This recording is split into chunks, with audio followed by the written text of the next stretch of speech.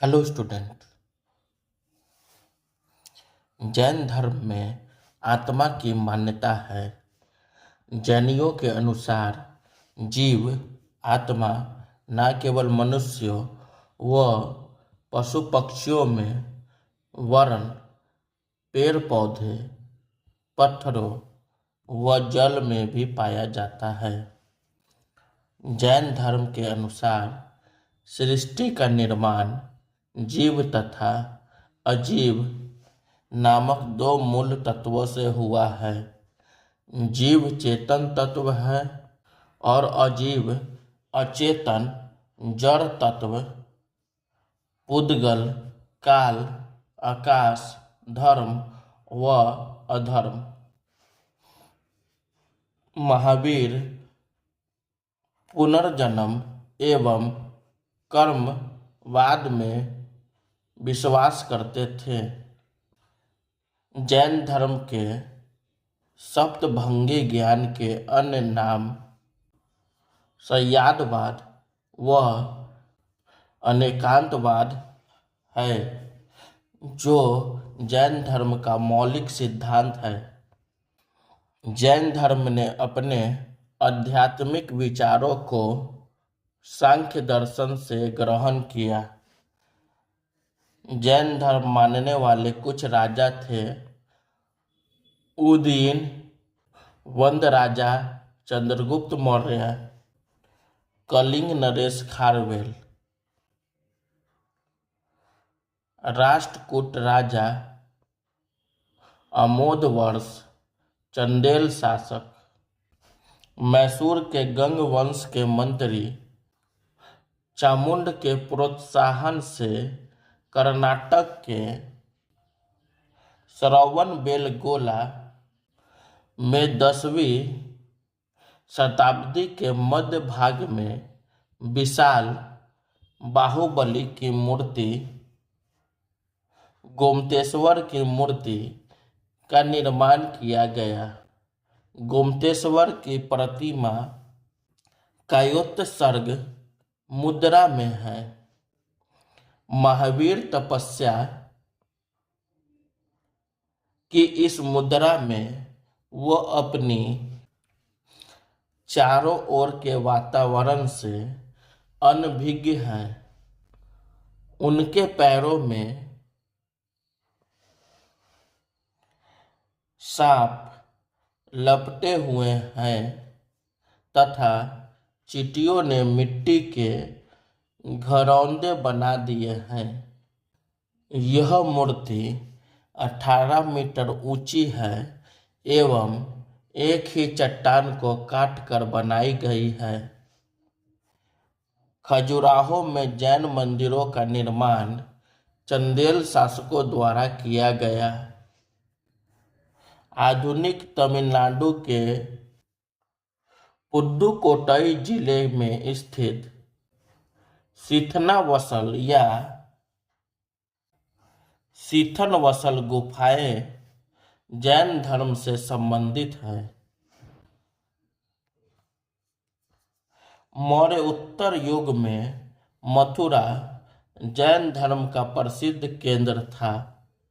मथुरा कला का संबंध जैन धर्म से है। जैन तीर्थंकरों की जीवनी भद्रबाहु द्वारा रचित कल्पसूत्र में है। 72 वर्ष की आयु में महावीर की मृत्यु निर्वाण 468 ईसा पूर्व में बिहार राज्य के पावापुरी राजगीर में हो गई। मल्ल राजा श्रितपाल के राजप्रसाद में महावीर स्वामी को निर्वाहन प्राप्त हुआ था। 7. बौद्ध धर्म। बौद्ध धर्म के संस्थापक गौतम बुद्ध थे। इन्हें एशिया का ज्योतिपुंज, लाइट ऑफ एशिया कहा जाता है। गौतम बुद्ध का जन्म 563 ईसा पूर्व में कपिलवस्तु के लुम्बिनी नामक स्थान पर हुआ था। इनके पिता शतोधन शाक्यगण के मुखिया थे। इनकी माता माया देवी की मृत्यु इनके जन्म के 7वें दिन ही हो गई थी। इनका लालन पालन सौतेली माँ प्रजापति गौतमी ने किया था। इनके बचपन का नाम सिद्धार्थ था। गौतम बुद्ध का विवाह 16 वर्ष की अवस्था में यशोधरा के साथ हुआ। इनके पुत्र का नाम राहुल था। सिद्धार्थ जब कपिल वस्तु की सैर पर निकले तो उन्होंने निम्न 4 दृश्यों को क्रमशः देखा। 1 बूढ़ा व्यक्ति, 2 एक बीमार व्यक्ति, 3 शव एवं 4 एक सन्यासी। सांसारिक समस्याओं से व्यथित होकर सिद्धार्थ ने 29 वर्ष की अवस्था में गृह त्याग किया, जिसे बौद्ध धर्म में महाभिनिष्क्रमण कहा गया है। गृह त्याग करने के बाद सिद्धार्थ बुद्ध ने वैशाली के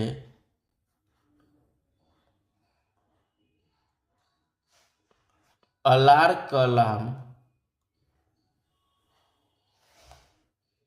से सांख्य दर्शन की शिक्षा ग्रहण की।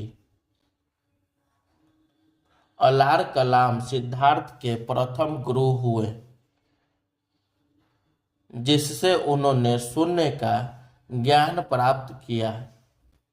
अलार कलाम के बाद सिद्धार्थ ने राजगीर के रुद्रकराम पुत्र से शिक्षा ग्रहण की, जिससे उन्होंने योग का ज्ञान प्राप्त किया। उरुवेला में सिद्धार्थ को कैनिडन ने बप्पा भादिया, महानामा एवं अससागी नामक 5 साधक मिले। बिना अन्न जल ग्रहण किए 6 वर्षों की कठिन तपस्या के बाद 35 वर्ष की आयु में वैशाख की पूर्णिमा की रात निरंजना फाल्गु नदी के किनारे पीपल वृक्ष के नीचे सिद्धार्थ को ज्ञान प्राप्त हुआ। ज्ञान प्राप्ति के बाद सिद्धार्थ बुद्ध के नाम से जाने गए। वह स्थान बोध गया कहलाया। बुद्ध ने अपना प्रथम उपदेश सारनाथ ऋषिपत्तनम में दिया, जिसे बौद्ध ग्रंथों में धर्म चक्र प्रवर्तन कहा गया है। बौद्ध ने अपने उपदेश जनसाधारण की भाषा पाली में दिए।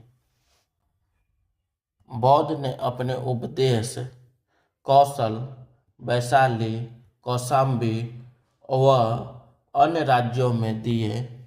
सार्वजनिक उपदेश कौशल देश की राजधानी श्रावस्ती में। इनके प्रमुख अनुयायी शासक थे बिंबिसार,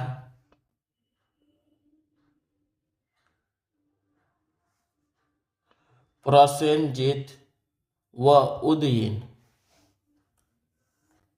बुद्ध की मृत्यु 80 वर्ष की अवस्था में 483 ईसा पूर्व में कुशीनारा, देवरिया, उत्तर प्रदेश में चुंद द्वारा अर्पित भोजन करने के बाद हो गई, जिसे बौद्ध धर्म में महापरिनिर्वाण कहा गया है। मल्लों ने अत्यंत सम्मानपूर्वक बुद्ध का अंत्येष्टि संस्कार किया। एक अनुश्रुति के अनुसार मृत्यु के बाद बुद्ध के शरीर के अवशेषों को 8 भागों में बांटकर उन पर 8 स्तूपों का निर्माण कराया गया। बुद्ध के जन्म एवं मृत्यु की तिथि को चीनी परंपरा के कैंटोन अभिलेख के आधार पर निश्चित किया गया है।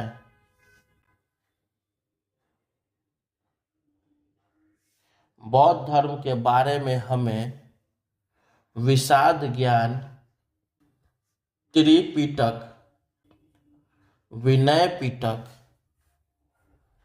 सूत्र पिटक व अभिधम्म पिटक से प्राप्त होता है।